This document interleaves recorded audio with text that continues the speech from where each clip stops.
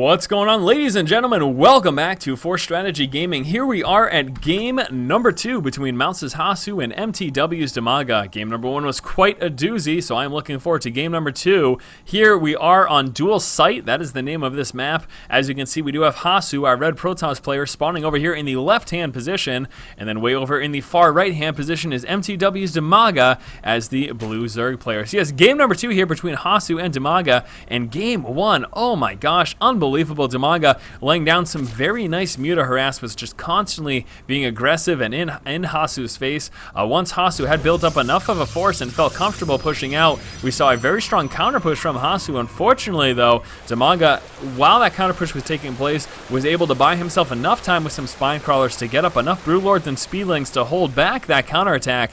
And in addition to that, his mutas were still inside of Hasu's main and doing a lot of damage. Inside of the main and the natural, he was able to do so much economic damage. And you know, by the time Hasu finally realized or was able to kind of pull back and try to respond to it, he lost so much, and as he was trying to pull back, he got his forces completely sandwiched by DIMAGA as well. So we can see right now, I do of course expect DIMAGA to just start off on one base, opening up with pool first. It is such a small map, and since Hasu knows clearly exactly where he is, there are only 2 spawn locations, it would be very difficult for DIMAGA to effectively get out like a 15 hatch. It just really wouldn't be that possible in all honesty, because he could expect some pylon harass he would have to deal with from Hasu's probe here. And we can see right now, in fact, he's just going to be dancing around a little bit, probably going on a little bit of a patrol route here, just moving back and forth, as you can see. And with that, again, you know, it's not going to be until those first Zerglings come out that DIMAGA will, in fact, be able to expand.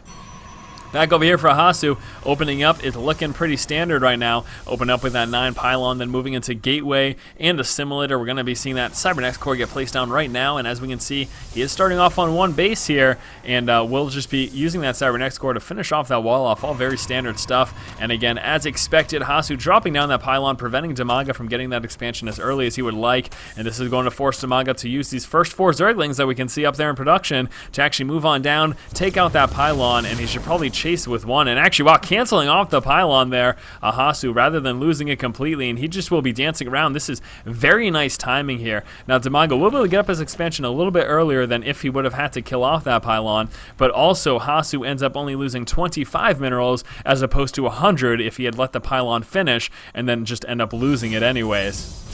So very cool by Hasu, again, not delaying DIMAGA as long, but also not losing as many resources as a result. Back over here, Cybernetics core finally up right now for Hasu. He does also have that second refiner, that second assimilator coming out, so we'll be getting some additional gas. 1 Zealot formulating that wall off there, and then we can see a Stalker will be following suit as well. Now actually, wouldn't be too surprised if Hasu pushes out with that Stalker early on, especially since that Zerg player is not likely to have a lot of Zerglings. Early on, that Stalker can be very effective at getting a little bit of map control. Not until Metabolic Boost comes out, or if DIMAGA decided to just mass up Zerglings, would he really be able to deal with that Stalker this early on. So as you can see, that Zergling is forced away from the Stalker as he's trying to pursue him and try to get that kill, and then we're actually going to see that Stalker finally pull back, and it looks like Hasu will be planning to go with a 1 gate into expand. You can see the 1 gateway is up. That's all he's got for production buildings right now, and it does look like he's preparing to drop an expansion, so it looks like that Nexus is just about to come.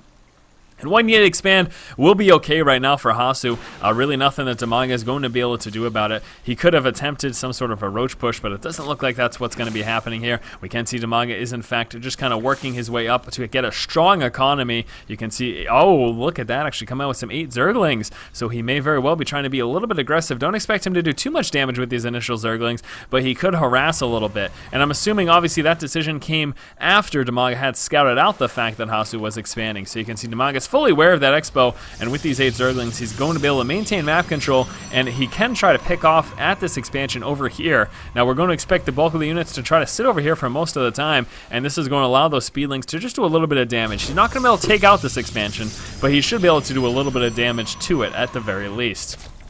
Back over here for DIMAGA, finally working his way to drone up. You can see some decent saturation going on at that natural expansion. Also that main, of course, nice and saturated. He is still just sitting on that one extractor, but this is because, as we can see, coming out with that third. So after seeing that one gate expand, not only making some Zerglings for some map control and the possibility of doing some damage, but also coming out with that third expansion to try to get himself a very strong economy. We saw last game a very macro-focused gameplay from both players, and it looks like that may very well be what we're going to be seeing here as well. We do have a forge coming out. There it is right there. Also another gateway, and finally transferring down some of his probes, moving right on into his expansion. But with that forge, he will be able to start those upgrades, of course. Zergling moving up just to make sure 100% that expo is actually there. You do every now and then see like a 4 or 5 gate push all in while going with a canceled expo. So showing an expo, then canceling it before it finishes, that's something that someone can possibly do, especially on a map like this that is so small. DIMAGA just again wanted to be 100% certain that expo actually finished. Stalker moving up, getting the free kill from that weakened Zergling. And again, map control currently going here to DIMAGA. He does have control of both those towers. And here come the roaches. We have got 12 roaches in production. DIMAGA finally finished up with that roach warren. It doesn't look like he'll be saturating this expansion anytime soon. Right now, just using it for those extra larvae. So starting out roach heavy, and then we'll expect him to follow up with a lot of speedlings. And this can be a devastating push. DIMAGA will be playing very aggressively, and it will be very interesting to see how Hasu is able to defend. Now, he will be relying on the sentry. The sentry is going to be a key component in his defense here, and actually we can see also coming out with a cannon to help with that defense just a little bit as well. But this is going to be certainly a very strong push that is coming out across the map for DIMAGA. Again, with control of those towers, Hasu has no idea that this is coming. He is finally working his way up into a robotics. I don't know why I hit that. Finally working his way up into robotics, but that observer is not going to be out in time to actually scout this, and Hasu is going to have no idea that this is coming. This is scary, but never mind. Here comes that Phoenix scout, and this should provide him ample scouting to actually see that this push is moving out. Hopefully he actually uses that Phoenix to get the scouting that is necessary, and there you go. You can see right now DIMAGA rerouting his forces, realizing that hallucinated Phoenix is on the map. He wants to make sure that he does not get spotted by it, so he's chilling out over here in the corner waiting to push. We've got a few more overlords coming out to try to compensate. He doesn't even know that that's a fake. Oh my gosh, he does not even know right now that is fake, and he should realize that. Hopefully he has taken damage, but that was from the stalkers that fired up and not from the Phoenix, because of course hallucinated units cannot hit. And very interesting to note, DIMAGA hasn't pushed yet. This is something to certainly keep in mind. It is quite possible that he was waiting for Hasu to actually move on into his third. You can see that Zergling finally just scouting out the probe that was moving down here. And again, it is quite possible that DIMAGA was hoping that Hasu went for a much quicker third and he would have responded by pushing out. But as a result of not seeing that third, it looks like DIMAGA is instead deciding, okay, time to keep the macro game going. He will be droning up here at this expansion, trying to get some good saturation going down. Also working his way up into an infestation pit, as we can see there.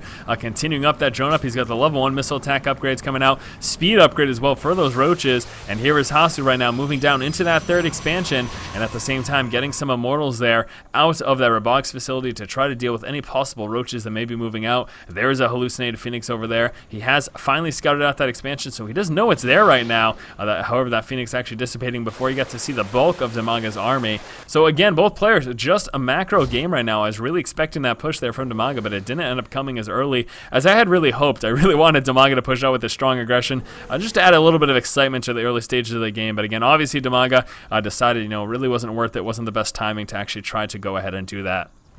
Hasu doing some more expo scouting, moving down here to this high yield, and he's going to chill out with that Zergling just to see when and if Hasu decides to take it. Force is still kind of dancing back and forth. We're going to finally see Hasu prepare for the mid game, working out with some Colossus right now. Also, of course, getting that Thermal Lance upgrade, giving them that extra range. We do have DIMAGA right now with his forces in the middle, and actually Hasu will just be chilling out with some Phoenixes here, some hallucinated Phoenixes, just to scout where that army is going and when it moves. DIMAGA also coming out with his expansion, moving into his fourth here at the high yield. We're going to be seeing some mobilization here for Hasu, moving out with some observers. I'm expecting him to actually try to kill off some of the creep tumors here. So he's going to be trying to stop this creep from continuously spreading out. And there we go, moving out, and we'll be doing just that. And here come the forces ready to engage. He wants to stop Hasu from stopping that creep spread. He basically wants to make sure that he can get that creep spread out. We've got a lot of Zerglings coming out right now, 20 Zerglings, 5 Infestors as well. I am interested right now. Do they have? Yes, they do. They do have the upgrade there, giving them that extra energy from those pathogen glands.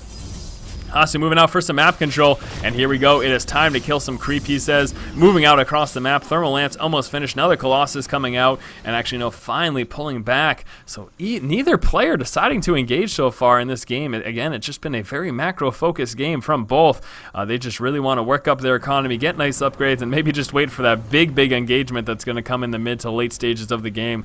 We have a Spire up right now for DIMAGA. He is making use of that by getting some Corruptors to counteract those Colossus. Hasn't worked his way up to Hive Tech yet, although he could very soon. Level 2 missile upgrades coming out. Also, the level 1 melee upgrades just about to finish. Level 2 Carapace also working its way on through. What do we have for upgrades over here for Hasu? He is sitting 001 right now, just the 1 weapons. Level 2 weapons coming out. Also working his way up with some Blink research. So we'll be working up, of course, to those Blink Stalkers. That's going to help him when and if he does eventually see some Brew Lords. And again, Hasu moving out across the map and just clearing these creep tumors. The big problem, not only when that creep recedes, we're going to see DIMAGA lose that speed advantage, but he of course also loses the vision that he otherwise would have had with all those creep tumors spread all throughout there. Corruptors now in play, a few Infestors in the mix as well, and then Speedling and Roach, and here finally the Hive Tech coming on through, so we do expect him to work his way up into Brewlords eventually. Finally coming out that Hive Tech, also going to allow that continuous upgrades for his ground units. We're finally seeing some mobilization here from DIMAGA, working his way towards this 3rd expansion of Hasu. And is he pushing, or is he just still chilling out in the middle of the map? Both players playing way too passively for my liking. I want to see some aggression. Blink research just about to finish. Some more creep getting destroyed. A couple of Corruptors will be moving forward, possibly trying to snipe some of those Colossus there. But as you can see, Hasu pulling back will deny that snipe possibility for those Corruptors. DIMAGA right now is supply capped. In fact, he's oversupplied, doesn't have enough Overlords after losing a few of them, so we'll be recreating a bunch, and we can see that Hive Tech is almost finished right now, and it does appear like the macro game will continue. Hasu moving right now into that 4th expansion. Now, as the game gets later and later, DIMAGA, it's going to get a little bit scarier for him. We're actually seeing a bunch of spines go down for some defense because he's expecting that push from Hasu sometime soon as he gets closer and closer to supply cap. The reason I say to get scarier, though, is because, again, as Zerg, you want at least 1 base over your Protoss or Terran opponent. But the problem is, on this map, it's so small that as we get to the later stage of the game, it's almost going to be impossible for DIMAGA. So he needs to stop expos like this, and that's exactly what he's doing, forcing the cancel there. Very, very nice play by DIMAGA. He just has to really worry about getting trapped right now. He's only got this 1 exit. It doesn't look like Hasu is actually going to be able to stop him from retreating there, but very nice play by DIMAGA. That's exactly what he needed to do. Stop that 4th expansion. He needs to delay that and prevent that from going up as long as humanly possible. Does need to be worried about getting trapped right now, though. And here we go. Hasu getting ready to push right now. A couple Infestors out of position. This is a problem. Blink Stalkers sniping them down. Huge issue there for DIMAGA. He just lost a bunch of resources. He did drop a Fungal Growth, but I am not sure that it was enough. We have got that Greater Spark coming out, but it looks like Hasu will be pushing before that is ready. Speedlings and Roaches trying to push forward. We've got those Corruptors move forward to engage as well. We'll be trying to snipe down those Colossus. Doesn't look like he's in the greatest position right now. DIMAGA is in a very tough spot. Hasu is still supply capped. DIMAGA trying to get some more of his forces out, and actually it looks like he may be just going for a counterattack, realizing that he cannot take these forces right now.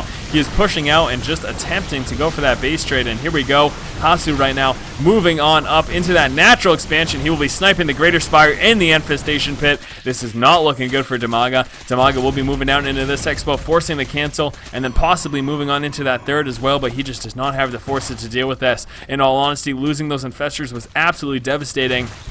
And Hasu's timing was impeccable because he pushed out right before that Greater Spire finished, preventing any Brewlords from actually coming into play. Hasu is moving back to try to defend his 3rd expansion. He realizes, of course, that he does not want to lose this. If he loses this, he could actually be in a little bit of trouble, even with his strong position right now. Really cannot afford to lose this right now, so he's pushing back with those Blink Stalkers and Colossus, and it does in fact look like he will stop DIMAGA from being able to kill off that expansion. He just has overwhelming forces, and there's really nothing that DIMAGA can do about it. Pulling down with some Roaches, trying to do as much damage as possible, but Hasu just has way too much and will be able to finally overwhelm this. And we do have the Adrenal Glands almost finished for the Speedlings, and that of course will change them into Cracklings, allowing them to do that much more damage that much quicker. And there we go, finally finishing. We've got a bunch of Roaches right now. What are we sitting right at? Sitting on a total of 23 Roaches, a couple of Corruptors there as well, finally rebuilding a Spire. Really could have used those a lot more Corruptors. He should have rebuilt that Spire a little bit earlier, in all honesty. A little bit concerned for DIMAGA right now. Even though he's floating a bunch of resources, he just does not have what is necessary to deal with this. And here we go, realizing that he has got to defend. He is just way too outmatched and is forced to call the GG. All right, guys, so that was game number 2 here between Hasu and DIMAGA. Looks like Hasu did end up winning this game. Being able to snipe those infestors were absolutely huge for him. In addition to the fact that he hit right before Brewlords were able to come into play, is really what allowed Hasu to quite easily win that. All right, guys, so this was game number 2. Moving on to game number 3 in just one moment. And as always, if you like the content, please subscribe. Thank you for watching. Keep watching and keep owning.